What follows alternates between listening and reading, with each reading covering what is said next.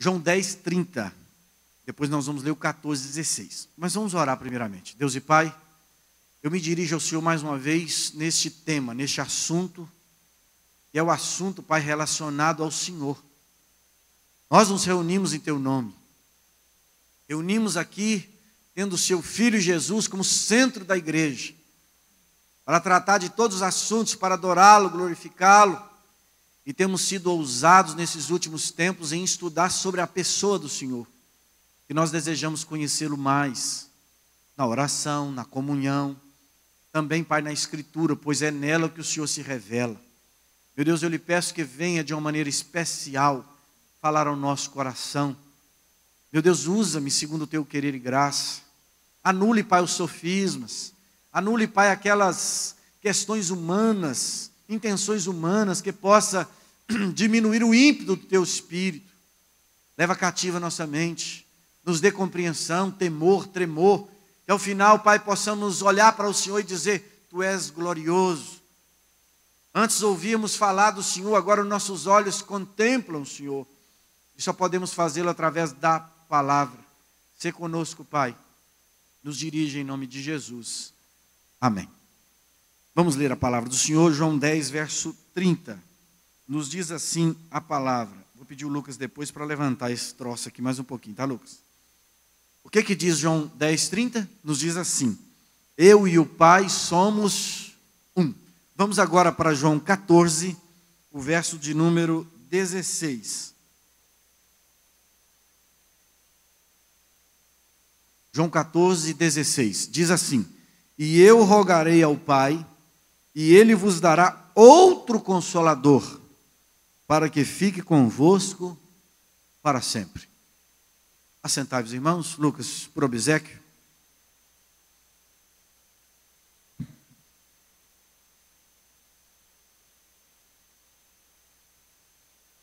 Irmãos, eu quero começar com algumas perguntas. E os irmãos vão me dar licença que eu quero fazer uma introdução mais ampla para a gente poder levantar as questões. E ao final de todo o nosso trabalho aqui, eu quero ver se paro pelo menos 10 e 25 todos os domingos. Nós vamos gastar vários domingos, não sei quantos. Eu estou pensando pelo menos em 4 domingos, para que nós possamos fazer um levantamento das questões que os irmãos observarem.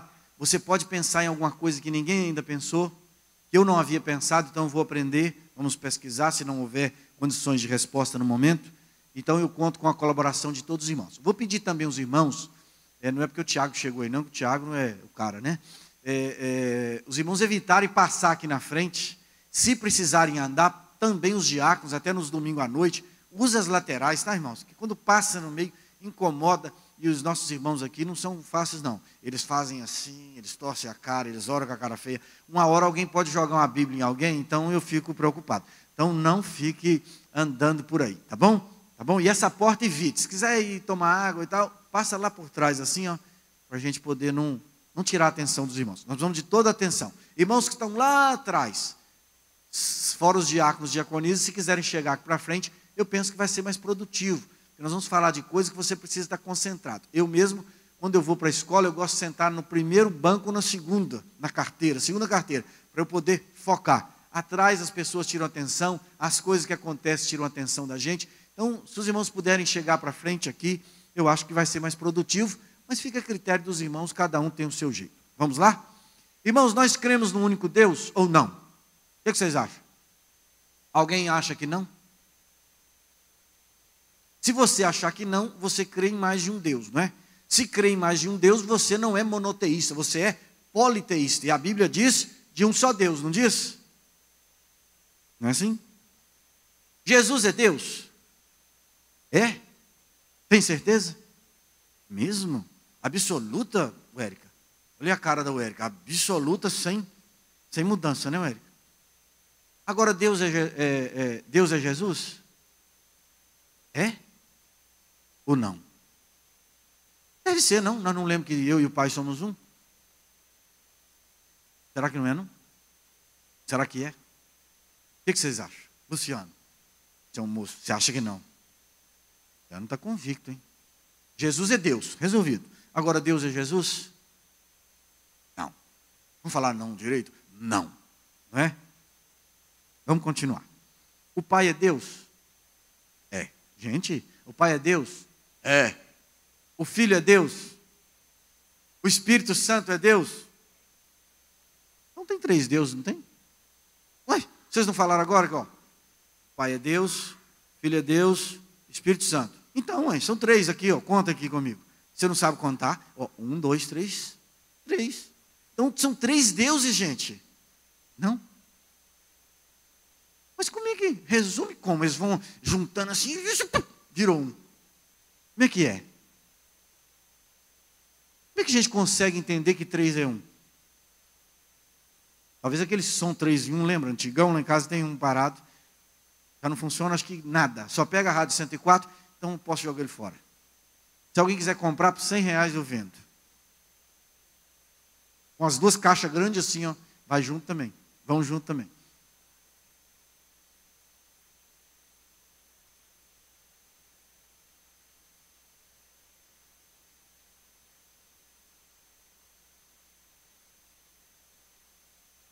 Só sei que é.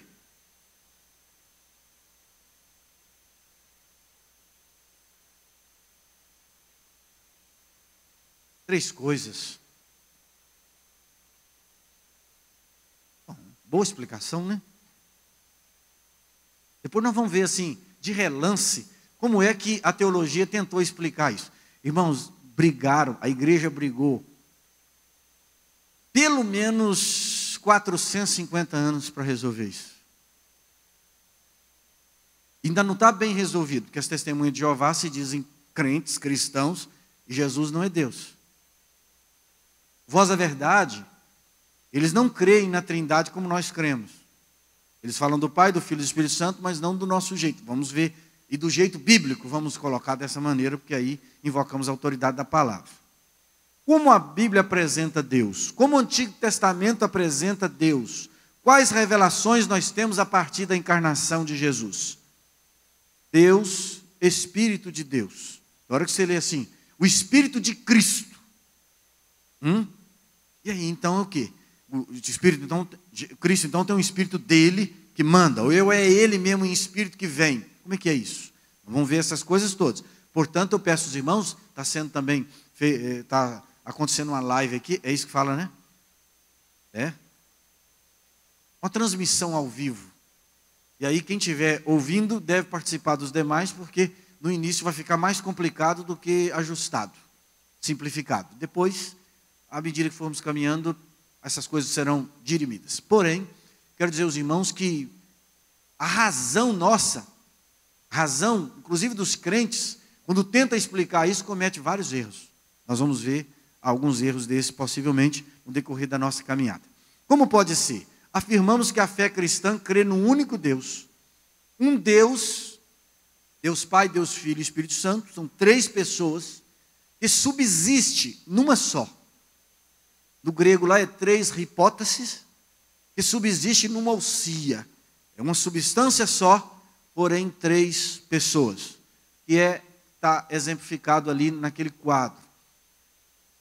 O Pai não é o Filho, que não é o Espírito. Mas o Pai é Deus, o Filho é Deus e o Espírito é Deus.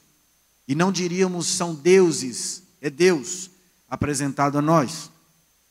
Irmãos, qualquer pessoa que se diz crente deve crer na Trindade de Deus. A igreja cristã, ao longo da sua tradição, ela decidiu num dos concílios que a pessoa que não afirmasse a Trindade de Deus não poderia ser chamada de cristã. Historicamente remonta, por exemplo, a Tertuliano, que criou o termo trias, três. Ele começou a ter uma ideia de como isso seria, porque a palavra Trindade não está na Bíblia. Mas foi Tertuliano que deu esse pontapé para entender isso. E havia um movimento dentro da igreja chamado montanista. Esses irmãos montanistas, eles cometeram várias heresias, mas eles tiveram uma contribuição muito importante, que foi valorizar o Espírito Santo como pessoa. Irmãos, foi assim. A igreja cristã inicia, ela não tem nenhuma dificuldade com isso. A igreja cristã não ficou explicando essas coisas. A igreja cristã primitiva, ela viveu essas coisas. Ela era questão da prática cristã e não das questões relacionadas à explicação. Mas como a igreja começou a ser perseguida demais pelos governos, internamente, com várias divisões, a igreja então teve que parar, pensar e escrever em como ela cria. Quando ela faz isso, nasce a chamada teologia cristã no segundo século, meados do segundo século, nasce a teologia cristã. Então a igreja começou a explicar como é que ela cria. Aí quando começou a explicar, o negócio complicou. Se ela não tivesse explicado, tivesse continuado do jeito que foi na igreja primitiva, nós não teríamos guerra. Mas como queremos explicar, então passamos às dificuldades. Então não deveríamos fazê-lo? Claro que devemos fazê-lo, sim. Deus não se esconde, não há nada para se esconder, nós precisamos é compreender. Mas mais do que compreender, no caso da Trindade, nós precisamos de crer na palavra de Deus. Então, historicamente, remonta a essas duas pessoas, a Tertuliano e depois aos montanistas, que deram um valor especial ao Espírito Santo. Uma boa reflexão sobre a Trindade foi escrita pelo Parque. O Parque escreveu assim: ora, por um lado, a doutrina da Trindade não afirma que as três pessoas estão unidas numa só pessoa, ou três seres num só ser, ou três deuses num só Deus, que seria o triteísmo. Nem, por outro lado, que Deus simplesmente se manifesta em três diferentes modos, chamada Trindade modal, ou de manifestações, mas ao invés disso, que há três eternas distinções na substância de Deus. Me permita fazer aqui um apanhado histórico breve, eu vou falar dele lá na frente, mas hoje eu preciso falar para que os irmãos entendam. Bom, quando a igreja primitiva se viu explicando, a igreja apostólica, pós-apostólica, se viu explicando essas coisas, e começaram a ter controvérsias e problemas, e guerras, e brigas, e problemas, muitos problemas, assassinatos inclusive, possivelmente, então os irmãos começaram a criar dificuldades por causa do monoteísmo. Deus é um só. Então, como Deus é um só, e você vê lá o Pai, o Filho e o Espírito Santo. Se o Pai é Deus, o Filho é Deus, o Espírito é Deus, tem três deuses. Então a igreja cristã quis salvar o monoteísmo. Então ela quis dizer o seguinte: nós somos monoteístas. Então nós tivemos basicamente três grupos dentro da teologia disputando. Vou falar deles brevemente. O primeiro grupo foi o grupo de Ário, os arianos. O Ário era um presbítero em Alexandria, e ele então, para salvar o monoteísmo, valorizando a humanidade de Cristo, ele diz o seguinte: claramente, Jesus não é Deus. Jesus não é Deus, só há um Deus. Espírito Santo, eles nem tocaram no Espírito Santo. Fizeram igual as testemunhas fazem, o Espírito Santo é apenas uma energia de Deus. Não é nada. Nós vamos estudar sobre as três pessoas aqui separadamente, e eu penso que o Espírito Santo será o nosso intercessor, no sentido de nos levar nossas orações, nossa glorificação a Deus, feito na pessoa de Cristo, que é o mediador, ao Pai Celestial. Nós vamos inclusive estudar a economia de Deus, de como Deus opera aqui, e como essas três pessoas estão trabalhando, e uma às vezes subjugada à outra, para poder nos salvar e nos redimir. Bem, os arianos então afirmaram: Jesus não é Deus. Existe só um Deus, o Deus Pai, chamado Yahvé. Pronto. Esse filho, ele teve um tempo que ele não existia. Ele foi criado por Deus. Esse filho de Deus, chamado filho de Deus, ele pode até ser adorado. Aí esse grupo brigaram, depois de alguns anos eles disseram que não pode ser adorado. Mas no início os socianos ensinavam e tal, que deviam ser adorados. Jesus devia ser adorado também, que ele era especial e tal. Eles o consideram o Salvador, o Criador. Então, está como se fosse um anjão poderoso de Deus. Essa é a ideia. Então, o Filho, que depois encarna, chamado Jesus, lá na chamada eternidade, teve um tempo que ele não existia, foi criado. Então, eles fizeram bacana. Olha como está fácil de entender. Deus, o Pai, é Deus, o único Deus. O Filho que vem não é Deus, não tem problema, vem só cumprir uma missão de Deus. O Espírito Santo é uma energia de Deus. Está resolvido o problema? Bom, aí um outro grupo diz assim: não, eu olho para a Escritura e não vejo assim.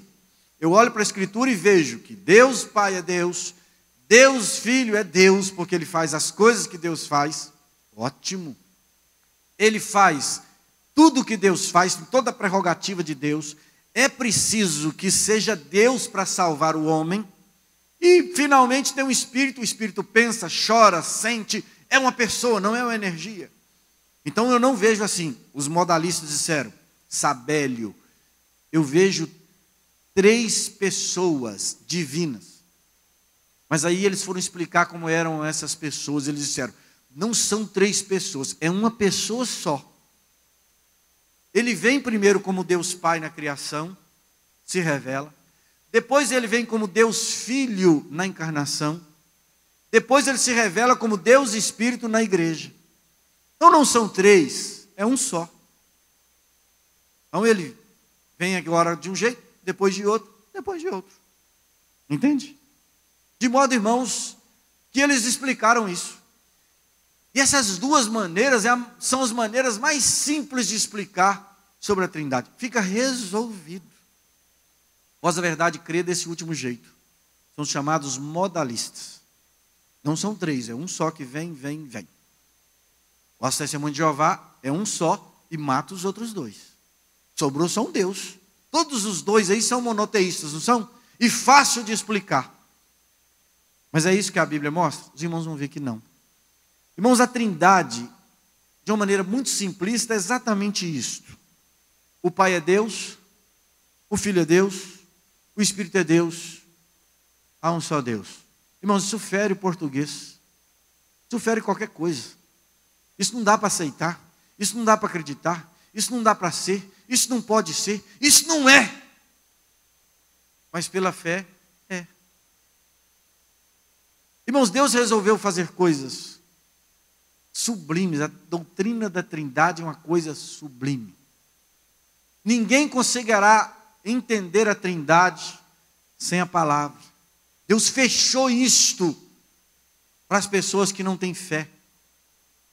Não existe jeito de você compreender a Trindade se você não crê primeiro. Você precisa de crer. É assim que funciona. Depois que crê, você entende. Eu mesmo entendo, irmãos, a Trindade para mim é um negócio fácil, simples demais. Explico a Trindade com maior facilidade. Ninguém entende nada que eu falo, talvez. Mas que eu sei o que eu estou falando, eu sei. E quem tem fé sabe que eu estou falando certo. Na palavra. Então, a razão, ela não vem num primeiro momento, ela vem num segundo momento. Então, irmãos, não adianta querer a parte da Escritura explicar a Trindade. Irmãos, a revelação bíblica é a chave. O arianismo e o modalismo são acessados pela razão. Agora a Trindade é acessada apenas pela fé em Cristo Jesus. Não dá para ser diferente. Nós precisamos ver nela, na palavra, o que está registrado. E a partir do momento que cremos, entendemos. Depois, irmãos, é óbvio, nós podemos de fato compreender a palavra de Deus da maneira que ela apresenta. Um aprendizado aqui importante, irmãos. Não há recurso na iniciativa racional, apenas na espiritual, a partir da palavra. A revelação bíblica, repito mais uma vez, é a chave para compreendermos. É a chave. O trabalho é entender a doutrina como a Bíblia a apresenta, sem julgamentos. Deus me mostra. Eu fiz essa oração por meses, até que Deus clareou a minha mente para compreender. Não era nem muito compreender, era aceitar, obedecer. Os meus olhos clarearam. Então não tenho nenhuma dificuldade com relação à Trindade. Ela apresenta as 3 pessoas, as suas ações no Novo Testamento de maneira separada.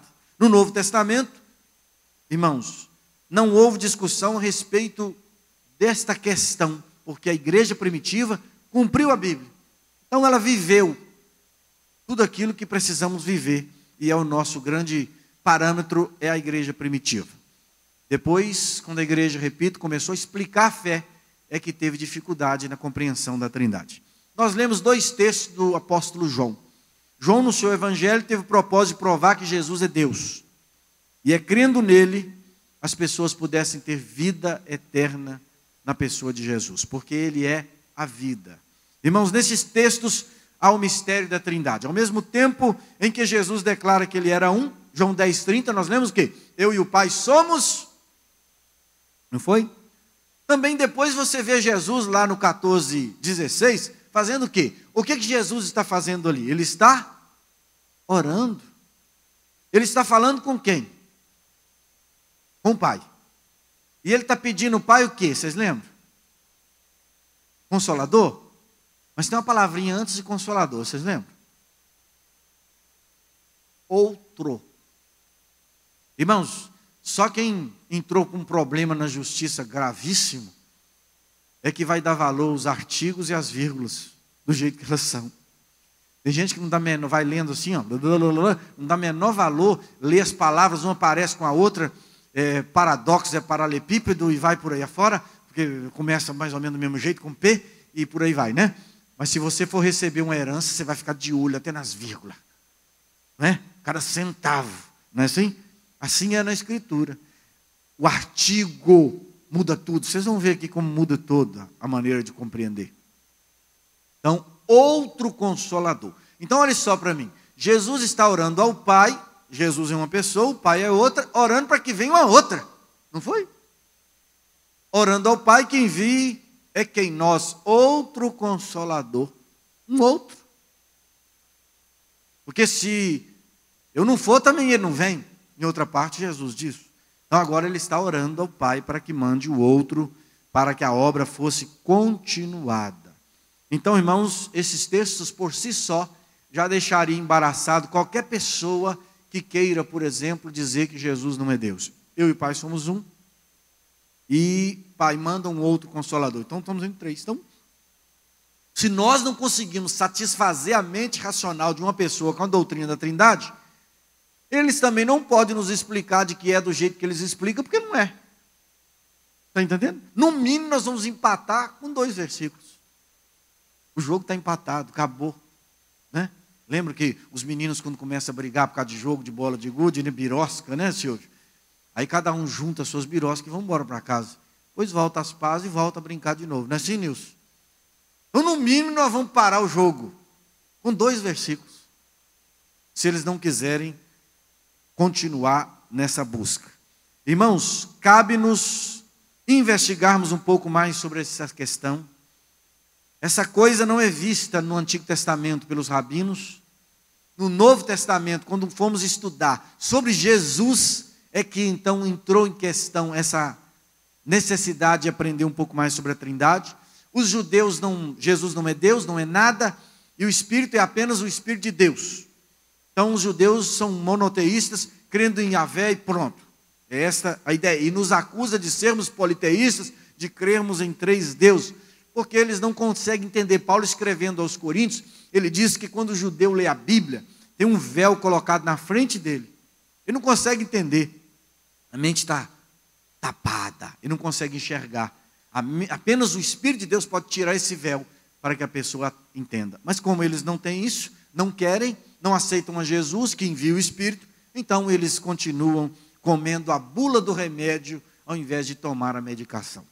E nós, pela fé, nós podemos tomar o remédio ao invés de comer bula e caixa. Eles tomam a bula ao invés de tomar a medicação.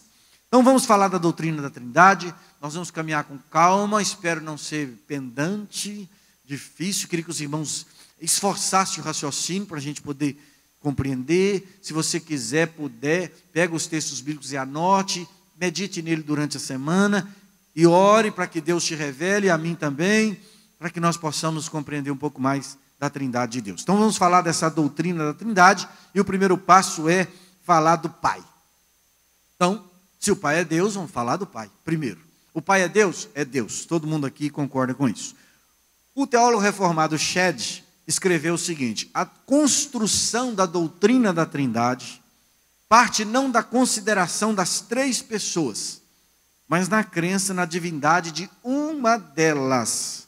Então, quando é que começamos a discutir sobre Trindade? Quando fomos olhar para a pessoa de Jesus. Vimos que Jesus e o Pai, eles não são a mesma pessoa, porque um está orando ao outro, um está conversando com o outro. Jesus seria um maluco daqueles que diz que é um ovo frito se ele fizesse um negócio sem nexo. Então ele está falando com alguém. Jesus não é louco, pelo contrário. Nós sabemos que mais que é isso, ele é Deus. Então Jesus é Deus orando a Deus. Como pode ser isso? Por que isso? Nós vamos ver de alguma maneira. Mas no caso de estudar a pessoa de Jesus, é que houve então as discussões a respeito da Trindade. E há um tão grande número de passagens atestando que o Pai é Deus, que nós não vamos gastar muito tempo com isso. O Salmo de número 90, o verso de número 2 nos diz: antes que os montes nascessem, ou que tu formasses a terra e o mundo, sim, de eternidade a eternidade, tu és El, tu és Deus.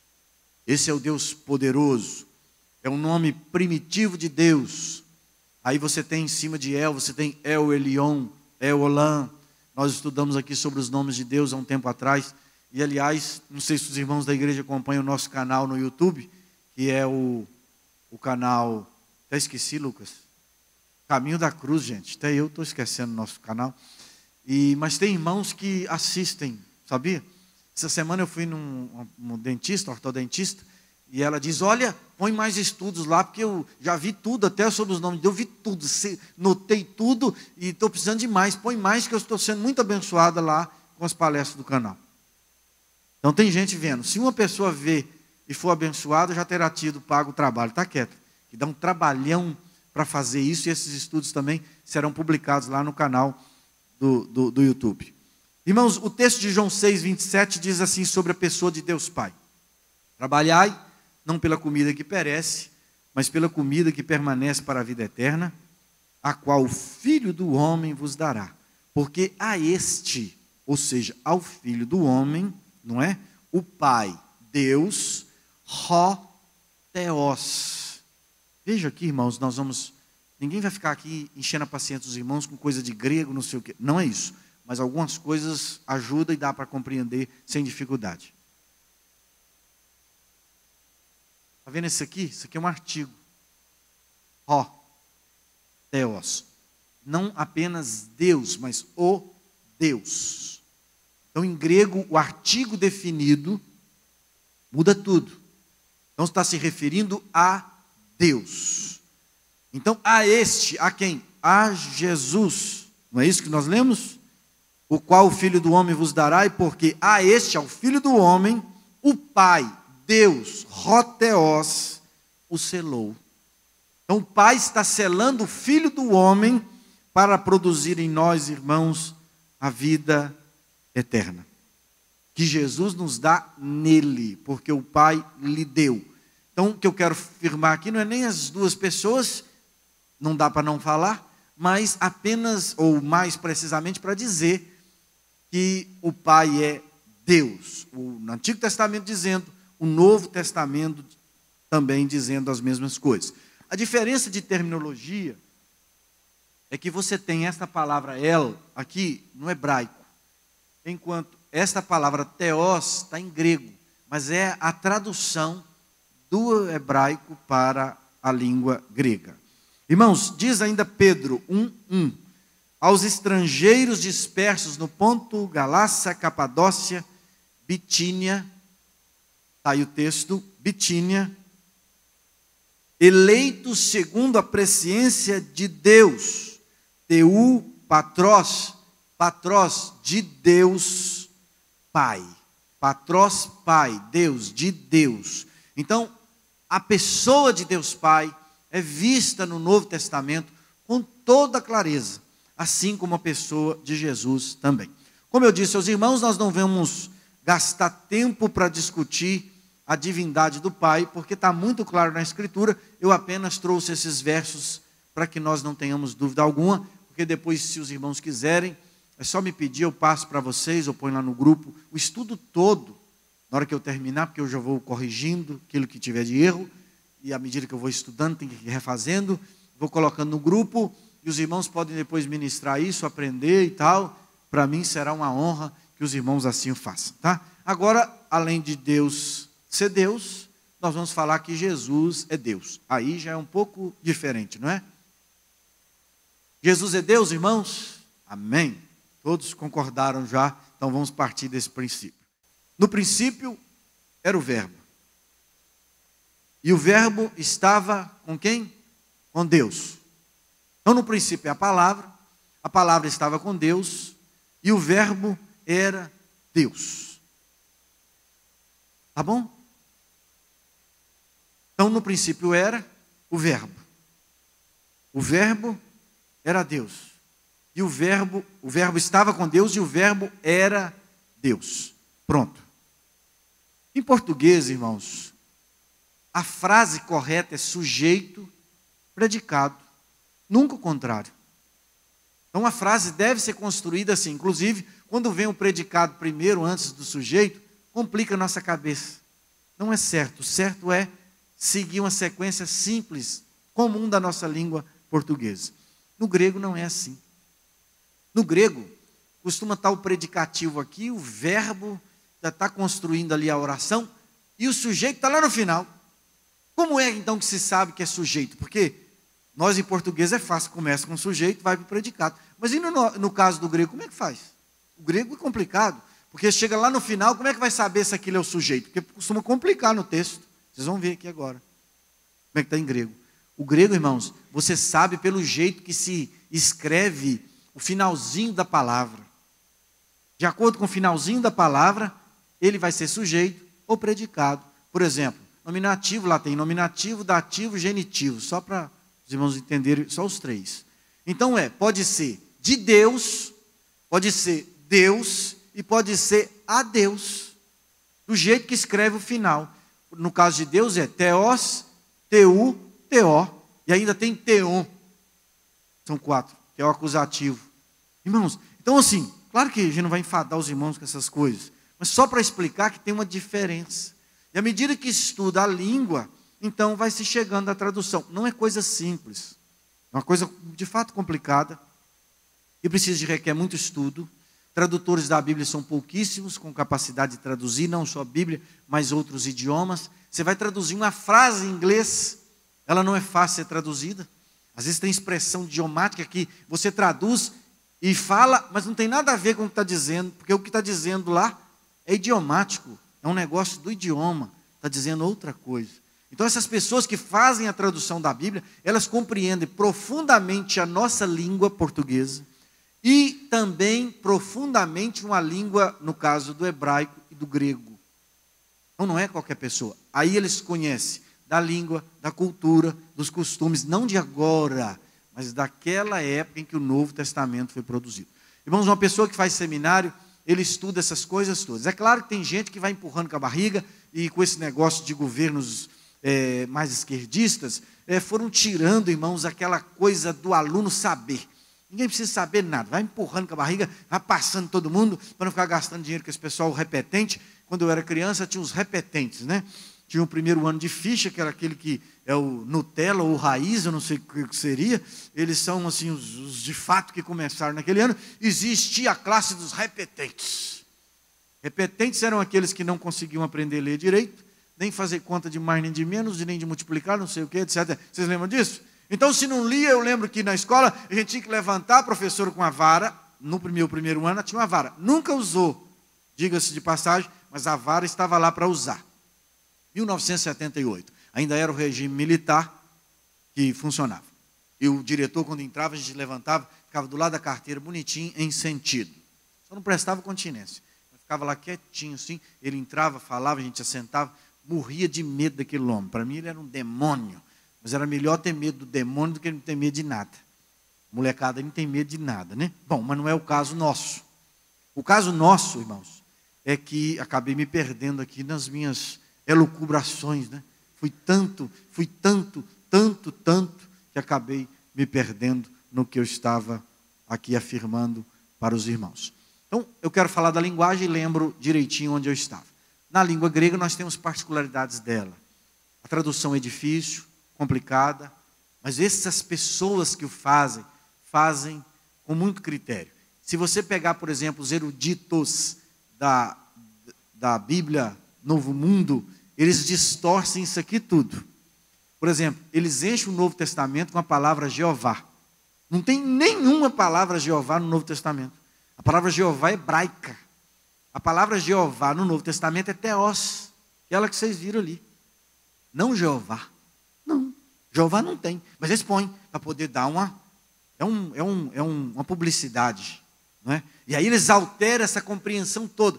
Irmãos, existe jeito para tudo. Você olha o Bolsonaro, é um Deus. Você olha o Haddad, é outro também. Então, tudo maravilhoso, né? Mas, na verdade, são pessoas que puxam para um lado, puxam para o outro. Então, irmãos, a tradição da igreja, atestada por teólogos, irmãos, independentes, leva para esse ponto em que nós estamos trazendo aqui para os irmãos. Vamos caminhar um pouco mais. Então, irmãos, as terminações das palavras decidem a posição, a função da palavra dentro da oração. Então, logos é sujeito e Deus é o predicativo. Vamos ver ali? Theos em hologos. É isso que está escrito ali no versículo, não é? Theos, olha comigo lá em cima. Theos em hologos. Lembra que o artigo define quem é o sujeito ali? Hologos. A palavra, a terminação dela com aquele sigma, que é um Szinho nosso, é que define se é o sujeito. Aí você vai dizer assim, mas o Theos também está. Está também, com terminaçãozinha do C. Dá para observar? Acompanhe comigo. Olha lá, um Szinho de logos e de Theos. Mas o hologos é que decide, que define esse artigo em relação à pessoa que é o sujeito na oração. Então, a tradução aí, irmãos, não é Deus no logos, porque se você fosse traduzir de qualquer jeito, você traduziria assim. Aqui é Deus, Theos, em o logos. Você traduzia Deus no logos, né? Mas não é assim, porque o que vai definir o sujeito é a terminação, e neste caso com o artigo. E não é nem logos só, é hologos. Porque o assunto que vai ser tratado em todo o Evangelho de João não é sobre Deus Pai, Theos, mas é sobre hologos, o verbo, a palavra, a pessoa de Jesus encarnada. Os irmãos já sabem que no estado pré-existente de Jesus, hoje eu vou falar sobre Jesus Salvador, hoje à noite, o Salvador, no estado pré-existente, Jesus é chamado de Logos e Filho de Deus. Logos é a palavra, aquele que cria todas as coisas. Irmãos, alguma dúvida sobre essa questão do artigo? Com isso aqui você já consegue explicar para uma testemunha e gastar horas com eles sobre isso aí. Eles inventam um monte de coisas para poder sair disso. Não conseguem. Lá na Bíblia Testemunha de Jeová está assim. No princípio era o verbo estava com Deus, e o verbo era o quê? Um Deus. Um Deus. Irmãos, existe diferença para um Deus e o Deus? Muita. Uma coisa é eu dizer assim, existe um sapato. Esse aqui é um sapato. É um dentre muitos, milhares, bilhões, etc. Agora, se eu disser assim, não, eu quero o sapato. Então, tem que saber que sapato é. Traga para mim um sapato aí. Se a pessoa tem condições, tem 200 sapatos, vou trazer qualquer um. Agora, fala assim, eu quero o sapato. Qual é o seu o sapato? Entre os 200, tem um, que é o sapato. Então, o artigo manda tudo.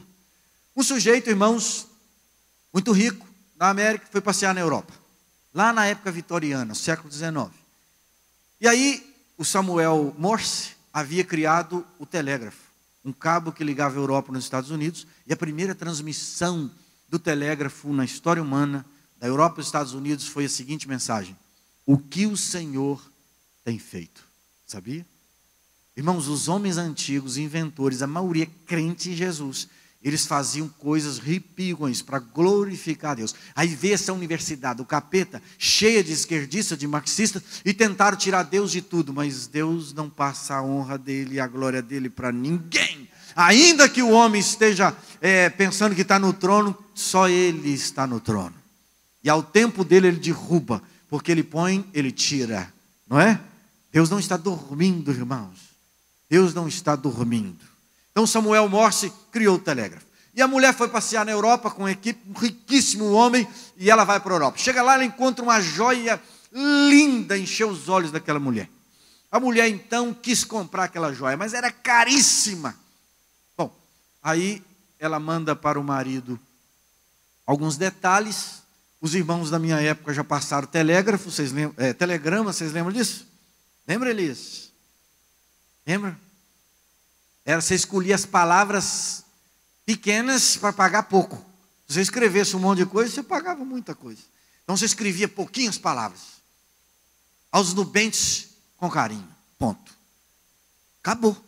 Bom, aí a mulher escreve para o marido que ela queria comprar aquela joia, preço tal, fiquei doida com a joia. A mulher mesmo pagando muito telégrafo, já deve ter escrito um negócio maior. Mas escreveu e o homem então foi responder. Não quero que compre. Escreve aí que não pode comprar. Aí o que o operador do telégrafo escreveu? Ele escreveu assim: não é muito caro! Exclamação. O que a mulher entendeu? E mulher entende o negócio do jeito que ela quer, não é? O que ela entendeu? Não é muito caro. Se não é muito caro, o que eu faço? Comprou. Mas não é isso que o homem disse. O homem disse assim: não! É muito caro. Não. Ponto. Letra maiúscula de novo. É muito caro. Não precisava nem explicar. Burro mesmo, né? Em vez de falar assim, não. Ditador, mas é isso. No telégrafo tem que ser assim. Ele escreveu não, isso é muito caro. Mas o homem escreveu não é muito caro. A mulher comprou e teve divórcio. Que o homem era perigoso, não quis pagar o negócio e o trem pegou fogo. Pronto. Então, irmãos, um ponto, uma vírgula muda toda a história. Toda a história, essa questão aqui, quando a igreja começou a discutir se Jesus era Deus ou não, discutindo entre os bispos da igreja no concílio de Nicéia em 325, irmãos, eles discutiram 3 palavras, e alguém chegou e falou assim: gente, nós estamos brigando por uma coisa, se Jesus é Deus ou se ele não é Deus, e os termos gregos são interessantes, porque é homúcios ou heterúcios. Aí um teólogo chegou lá, o Eusébio de Cesareia, e disse assim: por que a gente não põe homóicios? Põe um iotazinho, que é o nosso i, no meinho da palavra. Homóicios. Ele não é nem igual a Deus e nem criado. Ele é semelhante a Deus. Irmãos, essa mão semelhante a essa, não é igual a essa mão, é esta. É totalmente diferente. Semelhante e parecido. Tem caracteres comuns entre elas, mas não é a mesma coisa. Jesus não é semelhante a Deus. Jesus não é parecido com Deus. Jesus é Deus. A Escritura é farta em relação a afirmar isso. Mas alguns há que não têm fé, e a fé impede, a falta de fé, melhor dizendo, a incredulidade impede que a pessoa cresça no conhecimento da parte de Deus. Vamos ler que a palavra afirma que Jesus é Deus unigênito. Eu vou só falar dessa aqui e nós vamos encerrar, tá? Diz o texto: Deus nunca foi visto por alguém.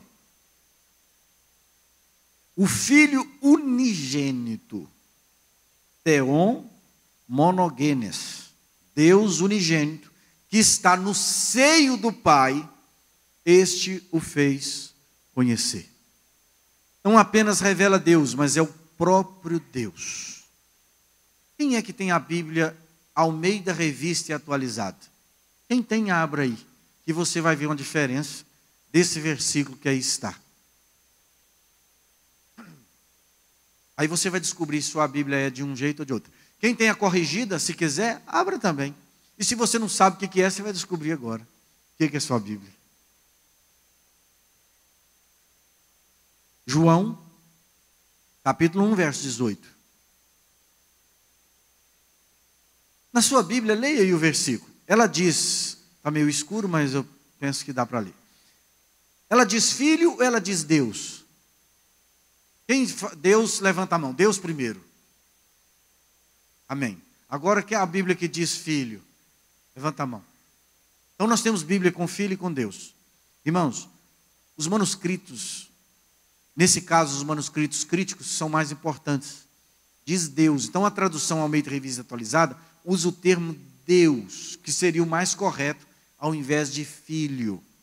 ios, para teos, Deus unigênito. Então seria uma tradução assim: Deus nunca foi visto por alguém, o Deus unigênito está no seio do Pai, este o fez conhecer. Não apenas revelando Deus, mas é o próprio Deus. Na tradução aí atualizada diz Theon Mogenes, monogenes, melhor dizendo. Em alguns manuscritos está filho. Quem lê na Vulgata Latina, lá no latim também diz filho, que usou uns manuscritos dessa mesma linha da corrigida. Mas o termo mais correto aqui é Deus. O Deus unigênito. Vou ler o versículo de novo. Nunca foi visto, mas o Deus unigênito que está no seio do Pai, este o fez conhecer. Então, esses dois versos, João 1:1 e João 1:18, já nos diz muito bem que Jesus é Deus. Amém?